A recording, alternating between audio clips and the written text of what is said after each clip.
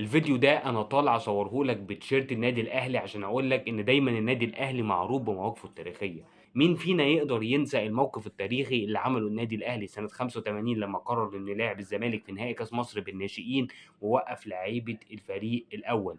مين فينا يقدر ينسى الموقف التاريخي اللي عمله مجلس محمود الخطيب مع عبد الله السعيد لما عبد الله السعيد فكر بس انه يروح الزمالك وكان اهم لاعب في الفرقه وقتها، والنادي الاهلي خد قرار انه لازم يخرج بره النادي؟ مين فينا يقدر ينسى الموقف التاريخي اللي عمله النادي الاهلي مع رمضان صبحي نجم الفريق الاول لما قرر وفكر في عرض بيراميدز، لما النادي الاهلي قال له قدامك ساعه وترد عليا؟ وسبحان الله بعد ما اتنازلت عن الاثنين لعيبه دول وخرجت الاثنين لعيبه دول بره الفرقه قدرت ان انا اخد بطوله افريقيا. النادي الاهلي يا جماعه بيكسب بمواقفه التاريخيه.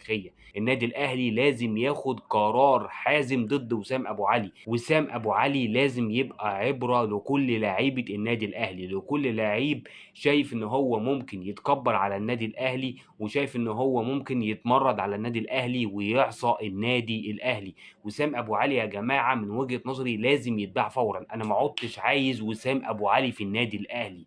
انا واحد اهلاوي اهو بقول لك انا مش عايز وسام ابو علي في النادي الاهلي.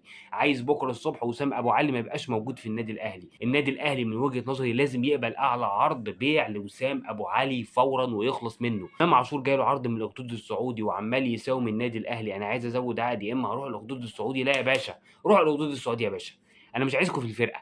اي لعيب هيتمرد على النادي الاهلي وهيشوف نفسه على النادي الاهلي ويقول لك انا عايز اعلي عقدي، انا عايز اتساوي بفلان، انا عايز اتساوي بعلان، لا يا باشا امشي يا باشا. امشي، ده بيفوت جمل يا باشا. حمدي فتحي هيروح بيراميدز ولا فارق معايا يا باشا، يروح المكان اللي يروح يا معلم.